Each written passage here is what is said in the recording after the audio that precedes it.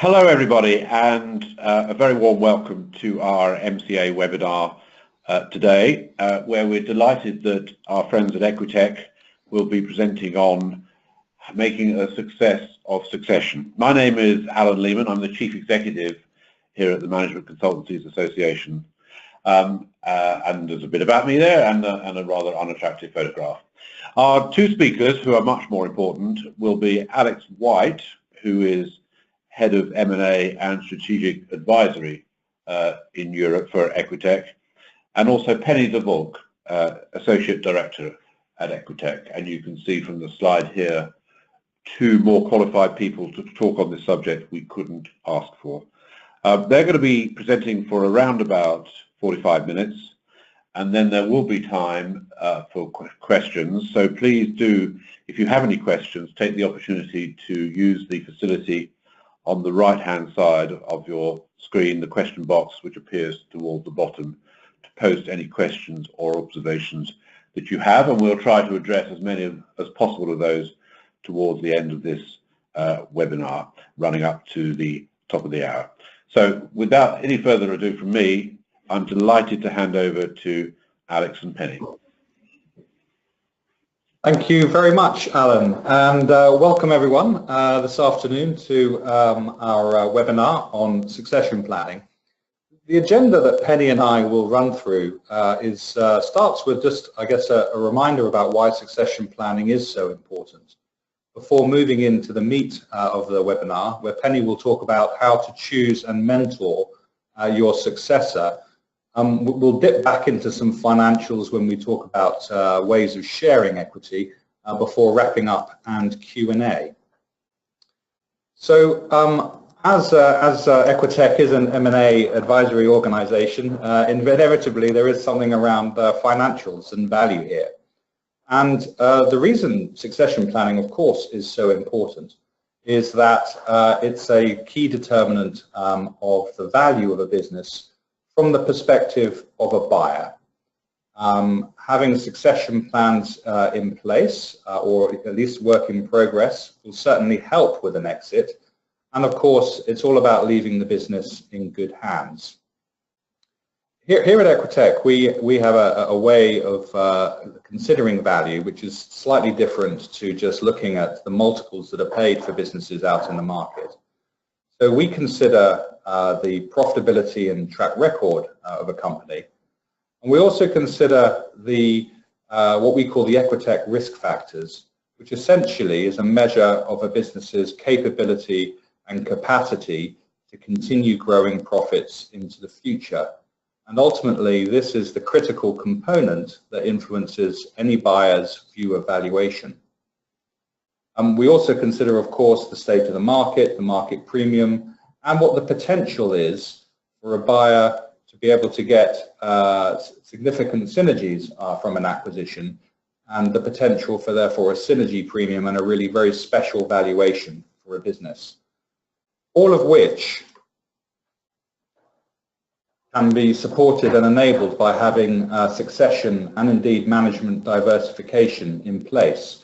So a lot of you may be familiar with Equitech's growth wheel, which essentially is our view that equity value is determined by 8 levers of equity value, which go to inform how much a business is worth to a strategic buyer, and also influences how a buyer will structure a deal. Buyers are ultimately interested in reducing risk.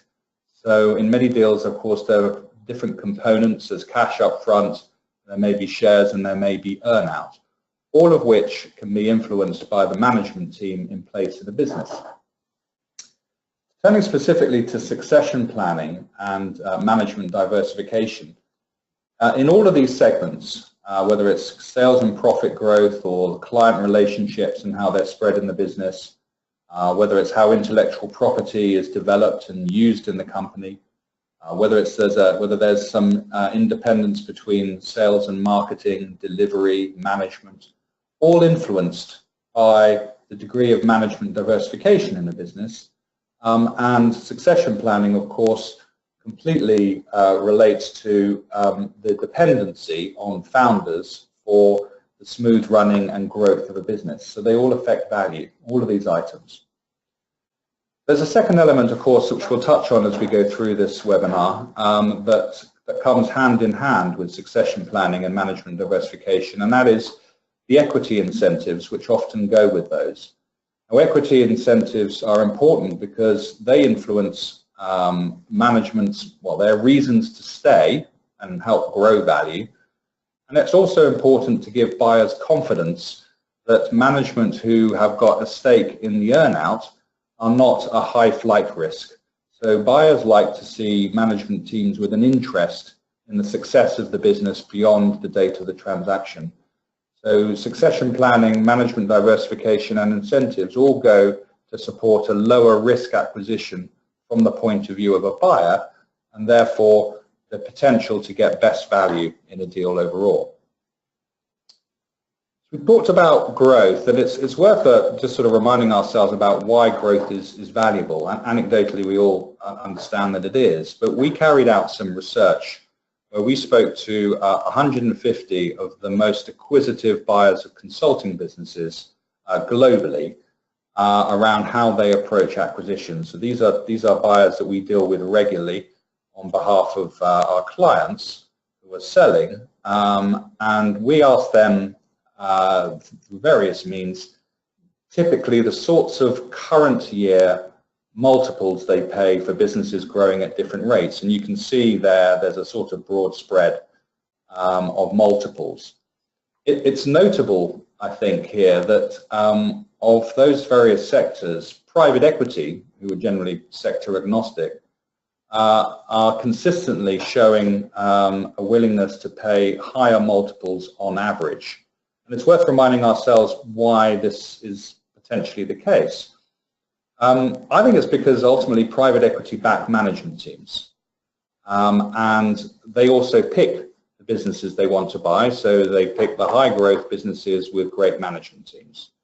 And I think that just helps illustrate the value of having succession planning and management diversification in place to support value.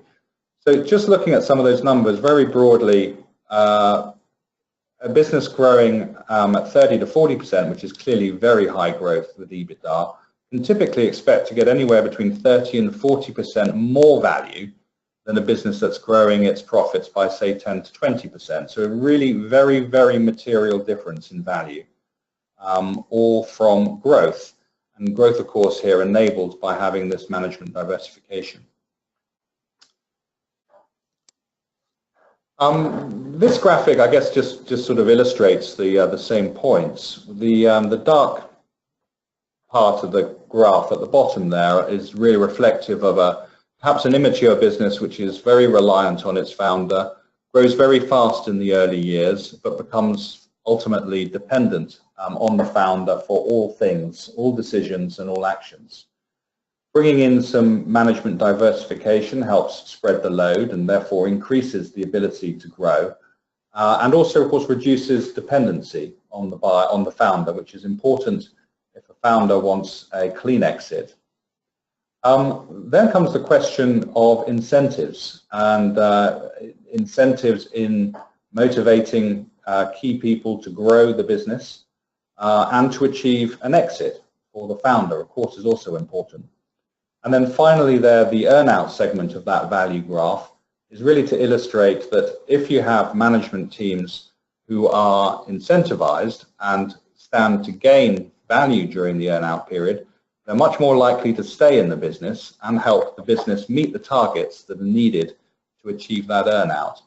So taking those elements together about reducing dependency, accelerating growth, and retaining key people during the critical earnout period, for all these reasons, succession planning and management diversification with incentives are vitally important. So that's really just a backdrop for why this is an important subject. And I will hand over now to Penny, who will get into the meat now about how to go about choosing and mentoring your successor. Thanks, Alex. And as Alex said, investors invest in people. They're going to want to assess the quality of your leadership.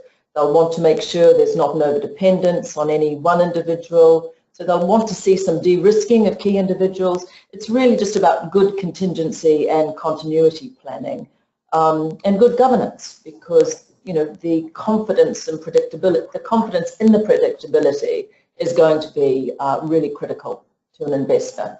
And to start off with how to go about choosing and mentoring your successor, it's worth looking at it in the context of the evolution of a founder's role.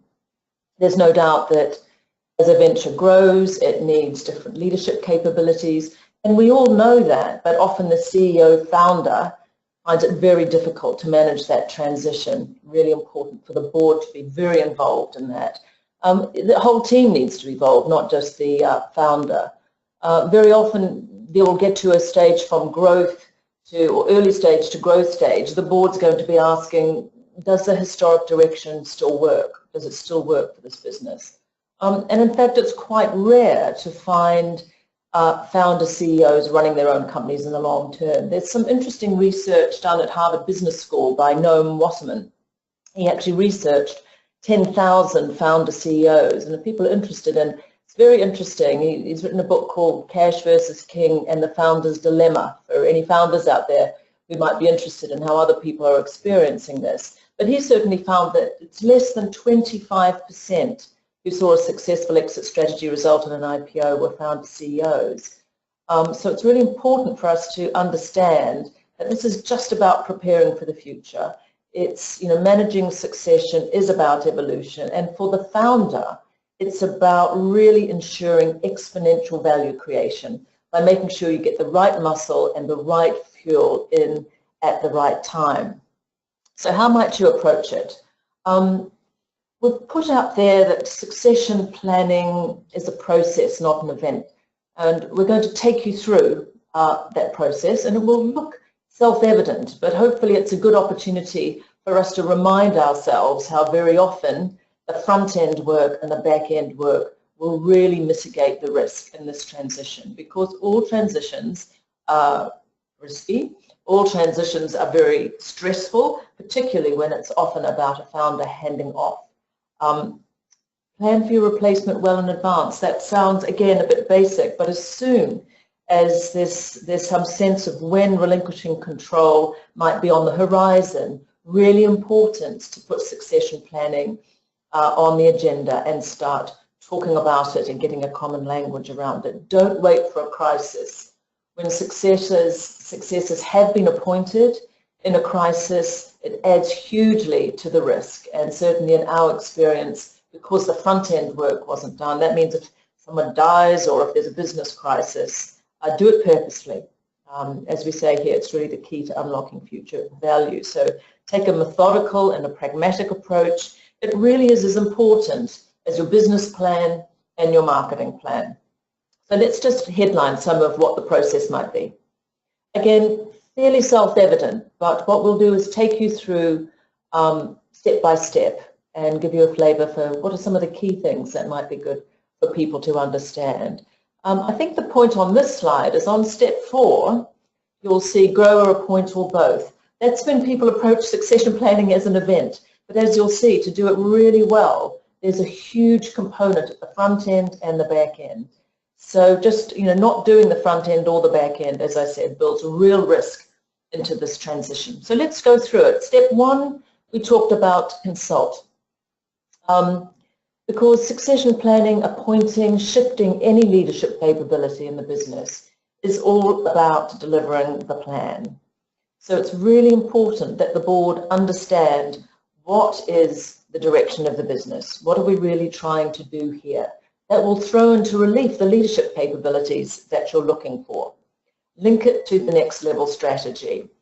I think what we're also very aware of is that because leadership and succession is such an important part of governance and leadership, sometimes the chair will identify succession planning, but more often than not, it doesn't necessarily happen.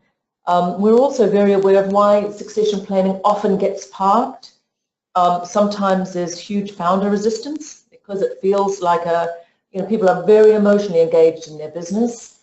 Sometimes it's politics. We don't want to be having this conversation because people who are in the organization thinking they might be next. The status quo bias, the operational melee, everything has to happen very fast in a fast-growing business. But more often than not, we find it's because boards are not wanting to have courageous conversations, either with the people, the founder, or at the board level about what this organization really needs. So encouraging that front end of consultation, make sure that the board are really agreed on the future direction, and then discuss succession broadly with all stakeholders. Sometimes it becomes a bit of a dark art, and that's really not helpful. The more transparent you can be about the approach you're making, the less political behavior it will instigate in the organization. So it's getting that common language, make sure you're getting regular meetings baked in to discuss succession, and look at all your options. Some real successful succession has been at reshaping the whole leadership team. But it starts with what do we really need? So consult, get the foundations, and we know why we're doing this as a business, therefore we know what leadership capability we need. And that feeds into next step, which is define what good looks like. And why do we make this a separate process? Well, because we all know that we think we know what good looks like, and that's usually us. We can tell everybody what good looks like. The problem is, especially with founder CEOs, recruiting in your own image isn't actually going to get the exponential value creation. So really important to get the business understanding what is it that this business needs to take it to the next level. Is it global skills? Is it partnership capability? Is it new business? Is it ability and experience in scaling operationally? What are the traits, skills, and experience? And that will end up with a very long list of things that you want in a person. Maybe aim for about 8 critical competencies. And to make sure, I guess our advice would be, don't overuse the technical capability. People are component parts of what do you know, what can you actually do, and who are you? And certainly we consult to knowledge-based businesses, to consult to very bright people. And often our tendency is to overuse the technical expertise. So perhaps look at it through a lens, because we need to not only assess people's technical capability, but things like leadership capabilities, like developing others, managing high-performing teams, managing conflict, influencing, negotiation, strategic decision-making. There's a lot more than our technical competence for us to be able to confidently hand off leadership to someone. So perhaps look through the lens of, I find it helpful to make sure you're not skewing your own view of what good looks like, is 3 things you look for in a leader. The capability around leading the organization, leading others, and leading self. And when we talk about leading organization, it's strategy, vision, business skills, knowledge, problem solving, that sort of thing. Leading others is how good, what sort of skills and capability and experience do they need to have around communication, managing teams, developing others.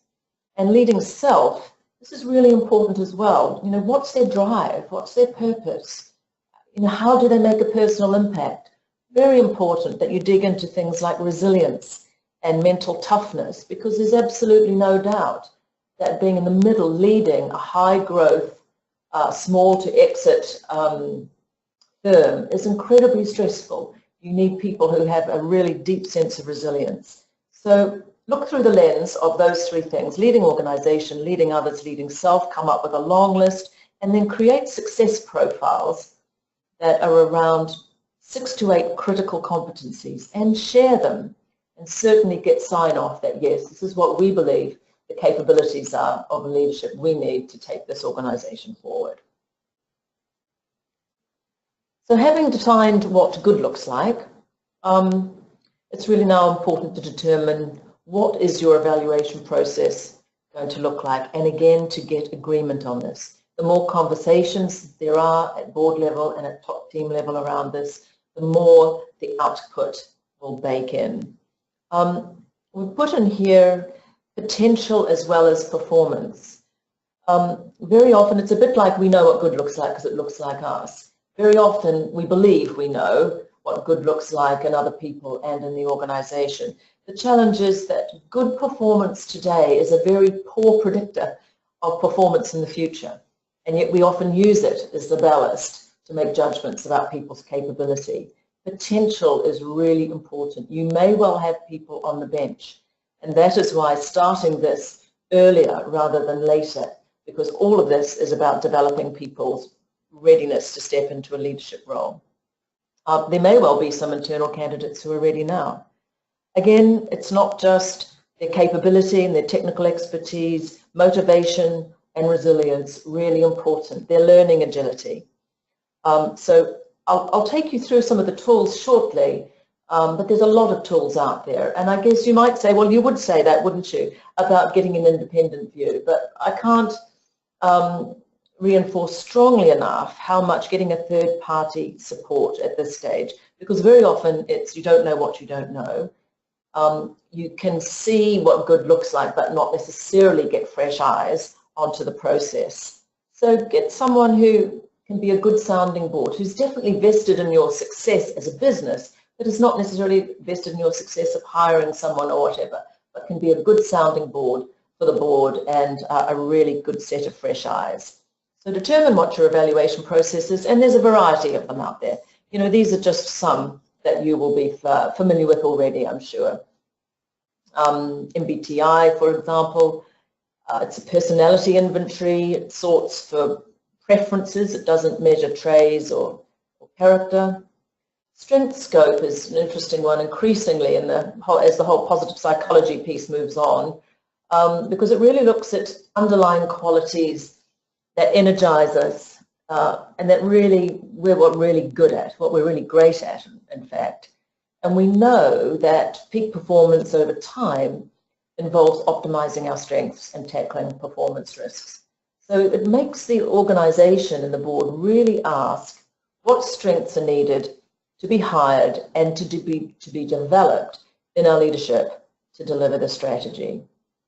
WAVE is another example. It measures motives, talent, preferred culture. That's really important as well as competency potential. So what a good evaluation process will give you is also a view on understanding what is developable. Because all of this is about whether you are doing an internal or an external hire, making sure that, you know, none of us is the finished article, making sure that you've got a development plan from the minute that person starts to be in place. I think that's worth talking about in terms of what's developable, the grow or appoint, build versus buy. Most companies do prefer to build, and most companies end up buying because they leave it too late, or they're not really looking at potential. And, you know, we do know how complex bringing someone in to particularly take over from a founder. You know, you need a very nuanced person.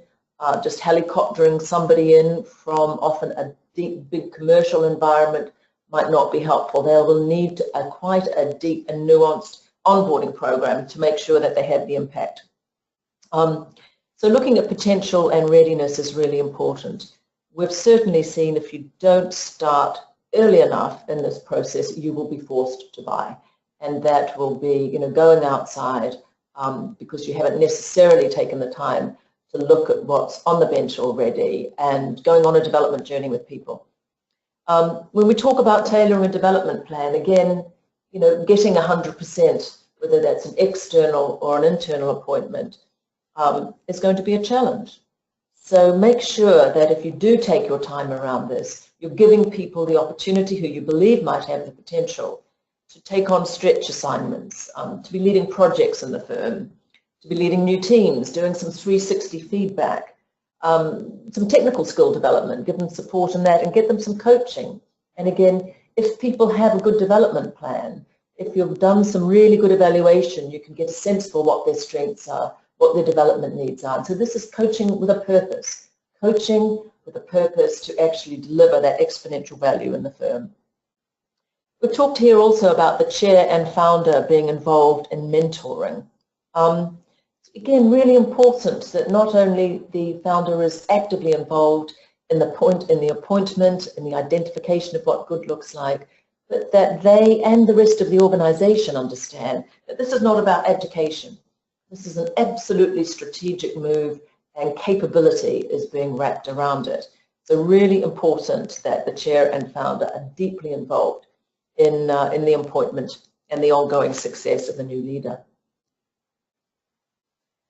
The step 5, we've split out transitioning the founder role and onboarding, because leadership transitions are risky, and it's very normal for founders to resist handing off. People start businesses to make money and be in control, and sometimes those two things can be inconsistent. Again, Wasserman found that 80% of founder CEOs were very reluctant to give up control.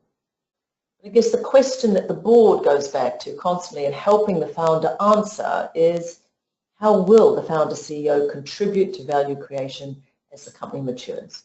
That's the question you need to ask. It's not about abdication. It's not about putting someone out to pasture. It's about really being bold about developing a new post-succession role for the founder, for yourself. And that often means for the founder asking some very fundamental questions about what success is to that person.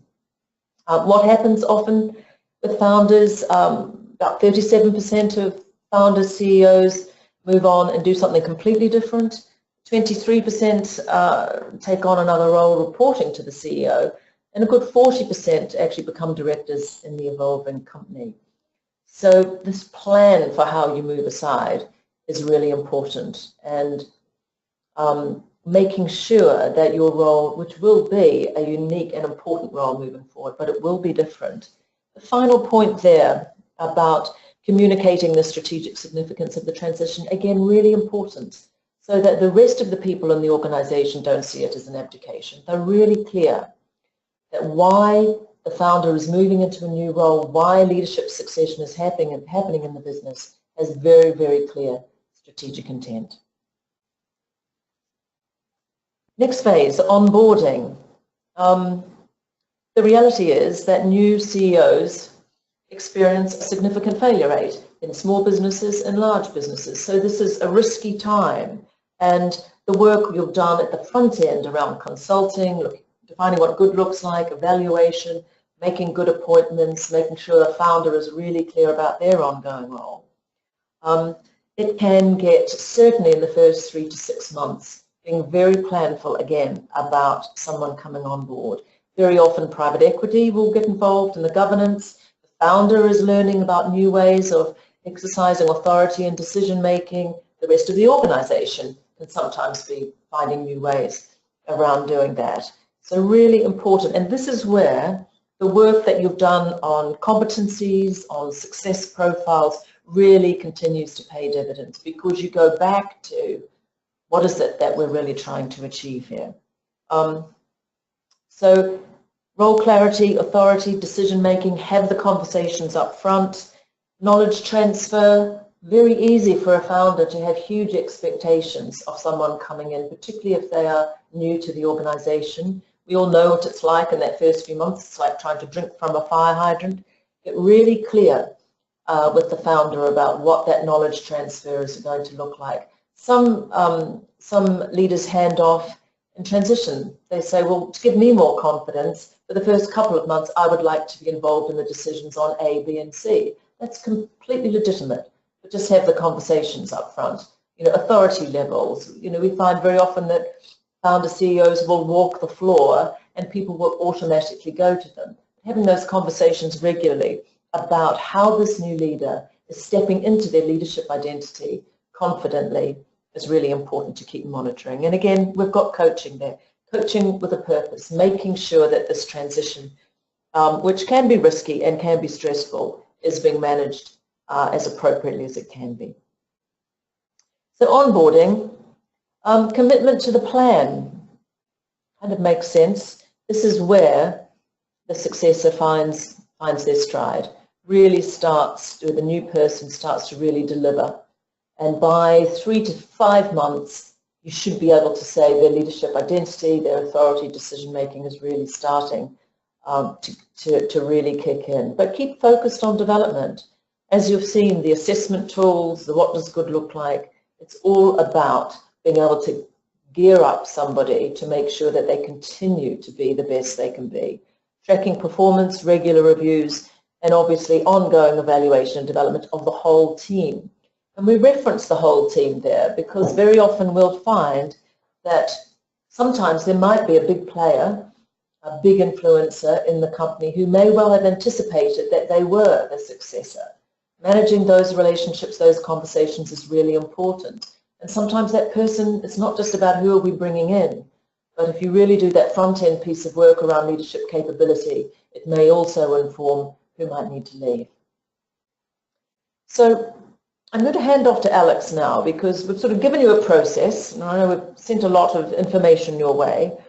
But what's really important as well is buyers want to see compensation incentives, as Alex says, that drive real growth. They want to see these top teams behaving like owners and really bought in.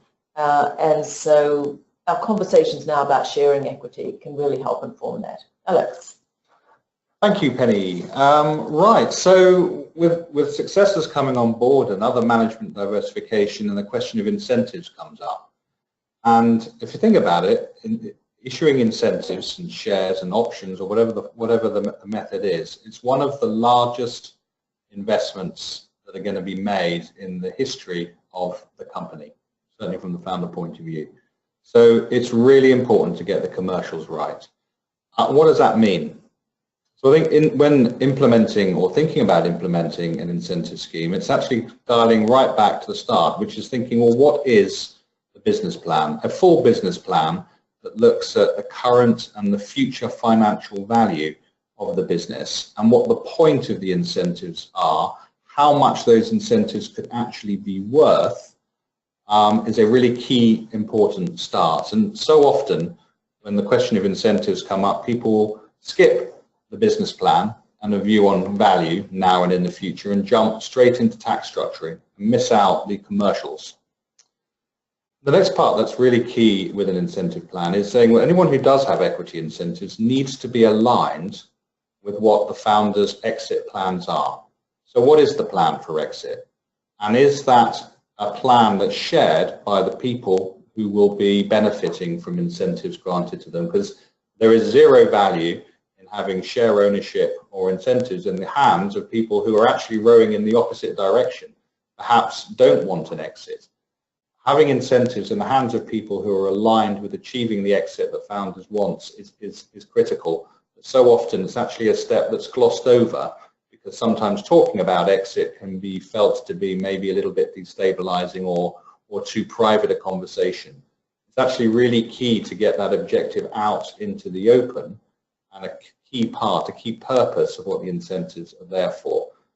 We talked earlier about the earnout and key people remaining with the business during the earnout makes it more likely to hit targets and also makes a business more attractive to a buyer, so they'll pay a higher price. So that exit alignment piece is so critical here. The third element then is, well, how much? How much to share of the value? It's rarely a case of giving value away on day one. It's more a case of how you share in the increase in value. But really should be from a fair base, so that people can see that their incentives have got potential to be worth, and then can see value growing over time. That's key, because if the surefire way for incentives to backfire and have the reverse effect is for the holders of those incentives to think that there is no value in them, or that the hurdle is too steep, that's likely to be demotivating and actually have the opposite effect of what everyone wants. So going through that in an open way, the business plan and the exit alignment, what those shares could be worth, and having some perspective on that and some authority around that will certainly help get best value from the incentives that are issued. A fourth point, and this depends on the type of incentive agreement, is that when shares start to be owned by more than one person, it's vital to have a shareholder agreement. really key that when it does come to exit, that exit's going to be clean, and that usually a founder will want to have some kind of control to ensure that those who do have shares sell the shares when they need to sell them. Challenge you often see is shareholdings building up outside a consulting business, and after a while that can become a drag on growth, a drag on incentive, and a drag on value. So shareholder agreements governing what happens when people leave, what happens on an exit, is something that really needs special attention. And the final thing, but more often than not, it's the first thing that people jump to and the mistake, is tax. Now, having some sort of commercial tax awareness during the course of thinking about incentives is important, but actually the tax structuring and the implementation of the structure should be the very last thing that's done. And too often the case it's the first, and actually all the important stuff is missed for want of tax planning. So do the tax at the very end, I think, is the key point here. Just a quick word, I guess, on there are various different ways of incentives. A very common one is the issue of share options, and that can be very effective for UK companies if it can fit within the EMI scheme rules, because it's tax efficient for the company. You get a corporation tax deduction when those options are exercised, and it's also tax efficient for the holders. They can effectively get 10% tax rate, so equivalent to entrepreneurs relief, but without actually having to own the 5% of the share capital and votes. So EMI options can be very effective, but sometimes options don't work. They are often extremely unattractive for overseas management and can create all sorts of tax problems for them, and options just don't work. It can also be the case that for some people, holding options just doesn't cut it. It's just not quite the same as owning shares. It's not quite the same as being a real owner of a business and being aligned to that. So options can work for tax reasons. They often work badly for overseas management.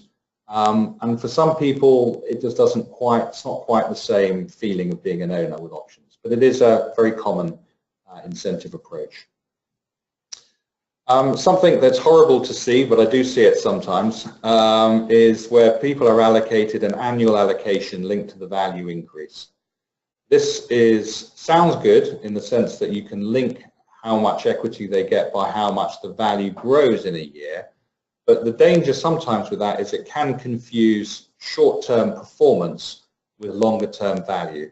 If there's excess focus on the short term, and the long-term value and long-term strategic change opportunity is missed, then you end up awarding equity, but without necessarily knowing you're going to get the long-term value. The second element that's often a problem with annual growth shares is that they're usually tax inefficient. It's much more likely to be deemed to be equity that's awarded for employment than it is for being an investor.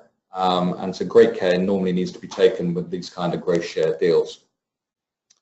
Something you sometimes see is phantom shares or bonuses, which of course is the tax collector's favorite scheme. And generally speaking, it's when you haven't had time to work out something else. So phantom shares are generally not very tax efficient for anyone. A little bit of care and attention and something better could have been implemented. Fourth version is what's called sort of hurdle shares, or often in private equity deals we hear this called sweet equity. What hurdle shares are a right to share in the increase in value above a certain level. Where this can work is essentially using financial engineering to say, if the shares, if a business is worth 20 million, but hurdle shares pay a proportion of the increase above 20 million, then effectively those hurdle shares are worth 0 on the day that they're issued and only come into the money if values actually increases. When you structure it in that way, it's possible to make the cost of those shares cheap and very affordable for a member of management to actually subscribe and hold shares. And if he's deemed to have paid market value for those shares, there will then be no tax consequences when it comes to selling those shares. Now, there's a lot more complex technical stuff around that, but generally speaking, hurdle shares are about rewarding a share of the increase in value of the company and can be quite an effective way to incentivize overseas managers. Some of the principles here do tend to travel quite well in different tax jurisdictions, and can be quite an effective way to put shares in the hands of people for where options don't really cut it. It's something always to consider, that financial engineering option. And essentially it's what private equity use in all of their transactions. With succession planning and a change potentially in the direction of the company, or a new phase of growth, whatever it might be, is, as Penny was saying, often a moment where there's some new risk coming into the business. And actually, if the desire is to issue some hurdle shares, that can be quite an effective time to actually take some value out of the business, but without actually selling outright to a trade buyer. So raising capital to finance succession and the issue of hurdle shares can sometimes be quite effective. So what we've got here is just an illustration that takes a business that initially, in this example, is worth 30 million. And what happens here is that the founder raises some bank debt, which is the red, and some private equity money, which is the orange, and takes some cash and value out the business. He then rolls the rest of his value, which is the green, into the business going forward. At the same time, there are some sweet equity shares issued to management, which essentially is sharing here in the increase in value above 30 million. Forward wind to the future, the debt is repaid, so that red graph, part of the graph disappears, and the private equity investment has grown, and the founders' equity and loan notes have grown. And of course, the sweet equity is now also in the money because they've shared in the increase in value.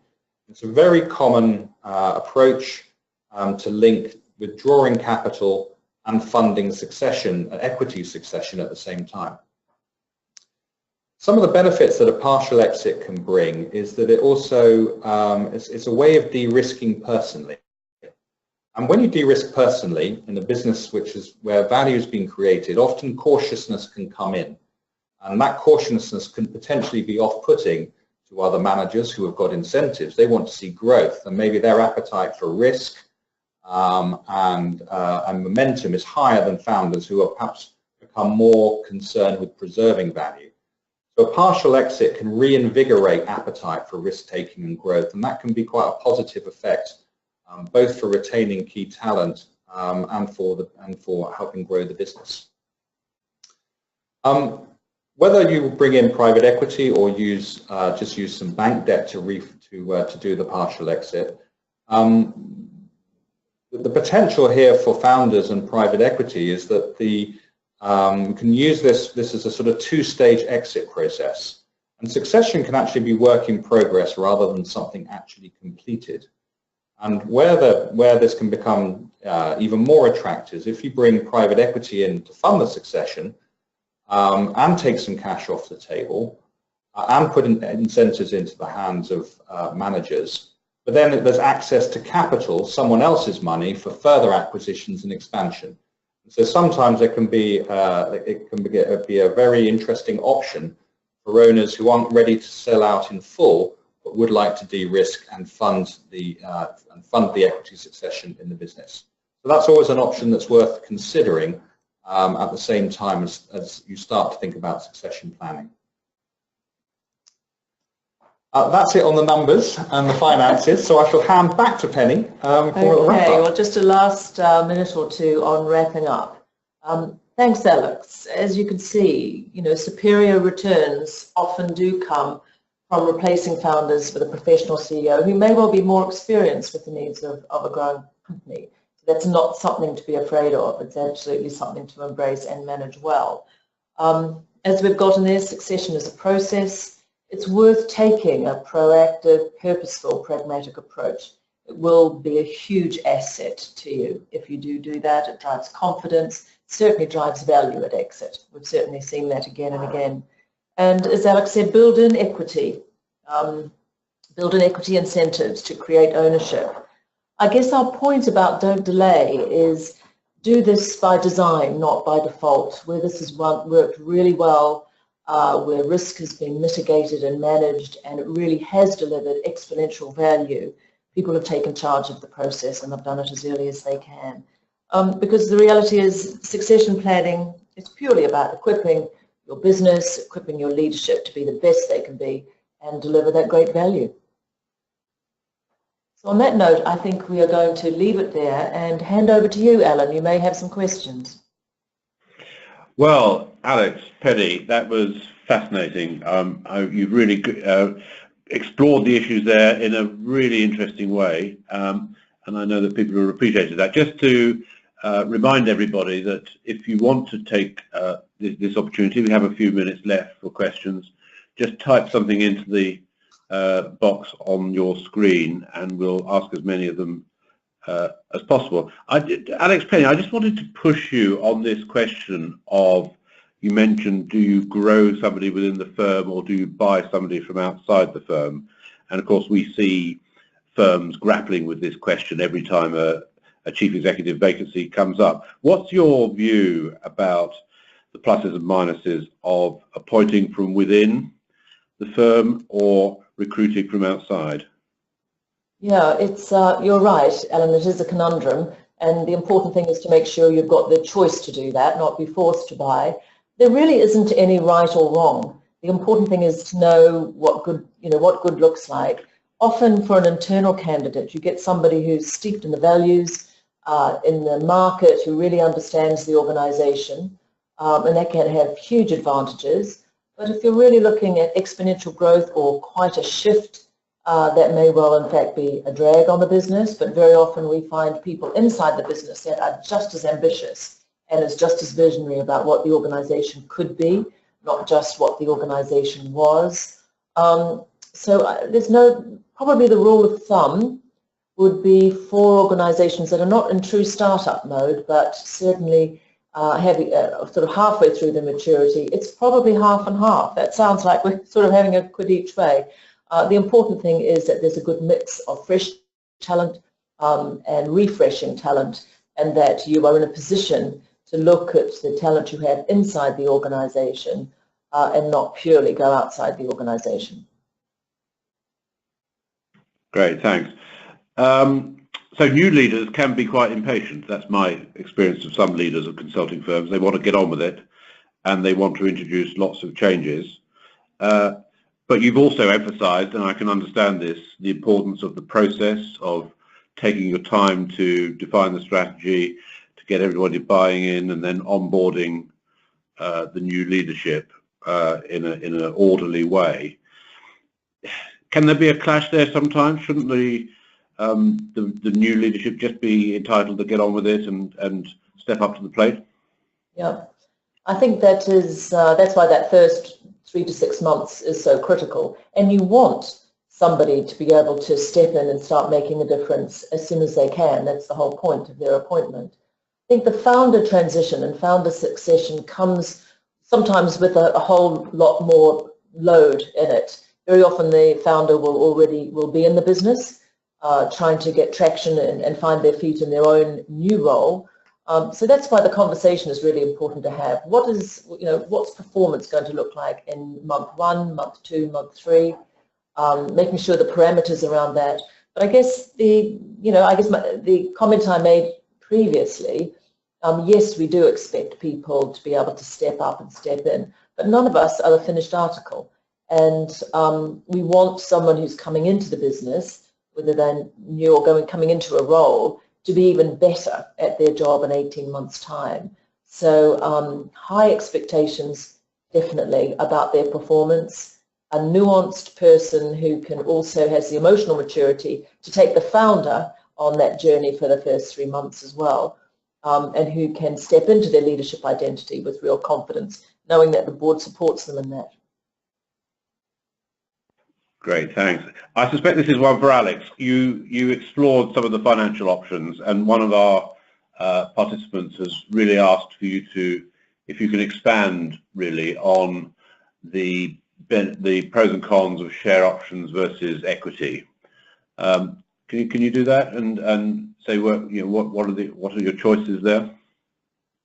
Sure. So with share options, and if we first take a company, a UK-only company that intends to remain a UK company and have no overseas operations whatsoever. Options, the way obviously options work is that they're awarded to an employee or to a manager, and they don't pay the price, and it's a right to subscribe for shares in the future, normally on an exit, at a set price. And obviously if the value of the business goes up, then there's profit in the options and they'll exercise it. And then there are schemes in the UK, the EMI scheme, which enables the issue of those options to be done in a tax efficient way, good for the company, good for the employee from a tax point of view. Where you have overseas companies, overseas subsidiaries and operations, the options often don't work. In fact, they work badly for tax for overseas managers and can be really very unattractive. And so it may not be possible to have something that's an option scheme across everybody. Ideally, you want an incentive scheme that's the same mechanism for all key people within the business. So when options don't work for overseas shareholders, you have to start looking at shares. With shares, of course, no one wants to give away usually real value on day one, but rather wants to, the incentive should be about the increase in value over time. So in order to make those shares work so that they're only paying out for the increase in value, the easiest way of doing that is actually to raise some external finance, some external debt.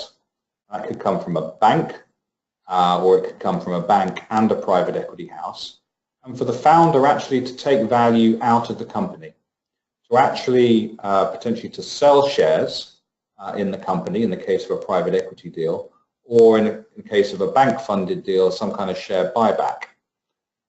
That has other benefits that we talked about earlier about perhaps reinvigorating appetite for risk and growth in the business, which can be good. But the key point is that raising that finance then creates a hurdle, because the finance providers need their money back plus some kind of return. And so what the hurdle shares then do is they only come into the money once that finance has been repaid. And so it creates a natural hurdle. Can be efficient for tax, tends to travel quite well internationally with tax jurisdictions, that concept. And it's essentially the basic mechanism that all private equity deals employ when they do management buyouts. When they issue sweet equity to management teams that they're backing, it's all about a share in the increase in value. There's something very tangible about owning shares as opposed to options. For some people, it just means it's a psychological difference. It's something special. I think that sometimes shouldn't be lost, I guess, when thinking about the right kind of incentives. That very much depends, excuse me, on the people side of things. But broadly speaking, yeah, options can work. EMI options can work very well for a UK-only business with UK taxpayers. But then hurdle shares can make a lot of sense, especially when combined, with founders taking some value off the table. So I think those are the two key points. Brilliant. So a final question from me, if I may. And I think one of you said that this can be a very emotional issue, succession planning and so on. And you mentioned dependency on founders. If there are any founders on the webinar, I'm sure they'll want to really understand what you mean by founders syndrome. What are the telltale signs that there is too much dependency in a firm on a founder? And related to that, thinking about the process of the founder withdrawing, exiting, the emotional trauma that might involve. What's the sort of optimal time period that you would recommend from deciding that the change is going to be made to saying having the farewell party and giving them the farewell presents? We both just pointed at one another. I'll give my view, and then I know Alex will give his in terms of our experience. You know, it's a range, I would say, Ellen. There are founders very often who are iconic in the organization and have almost mythical value, and so the loss of them in the organization feels huge. Very often, you know, the founder is very conflicted between, you know, as Alex said, handing off some equity and staying in control, which gets back to them really understanding, you know, what does success really mean for them, and having the opportunity to create a really compelling role for them moving forward. But, you know, a founder is deeply emotionally engaged in the company and its future, and handing that off in any form is a stressful time. So, you know, I'm not surprised to see that, you know, that about 40% end up in a role in the organization. But then others decide to go off, and very often go off and end up doing something else. Alex, what's your experience been? Yeah, well, I suppose you see the founder syndrome in two stark ways. There's the founder who never quite gives up control and continues to be so influential or even meddling that the CEO can't really do their job. And sometimes you see this conflict come up actually in management buyout situations where the private equity come on board and they're actually backing the CEO, but the founder stays on board because he's hugely valuable and connected and is the, you know, sort of a figurehead for the business. And the CEO is not sure who he's reporting to. Is he reporting to the founder? Is he reporting to the board? Is he reporting to the private equity house? And it can be quite it has the potential to be confusing. So it needs to be addressed. Then you get the opposite situation where the founder then walks out the door and expects miracles to happen and provides minimal support because believing that he should leave space for the CEO to make his mark.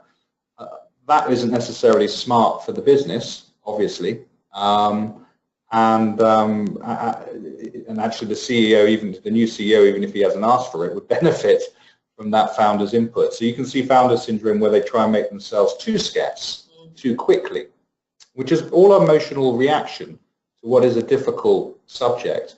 And I think coming back to actually the points that Penny was making around how to go about this and this process of succession, it isn't an event, it doesn't just happen overnight and then it's done. It is a process both before and after.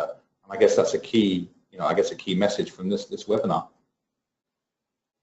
Well, thank you very much, both of you, Alex and Penny. The clock is against us, and we must draw this now to a conclusion. If anybody on the webinar wants to pursue the issues which have been raised or ask any more questions, do get in contact with Equitech. And one thing I've always found extremely valuable is the Equitech Edge. Alex, do you want to say just a word or two about the service that provides? Thanks, Alan. So our head of marketing, Paula, will be pleased. So Equitech Edge is a free source of information and advice and insight for owners of businesses. It covers all kinds of topics from succession planning to intellectual property in the business to how to create synergy value. It's a whole range of topics, all centered around maximizing value for a future exit and getting best terms. So there's a lot of relevant information there for consulting businesses throughout their growth to exit journey.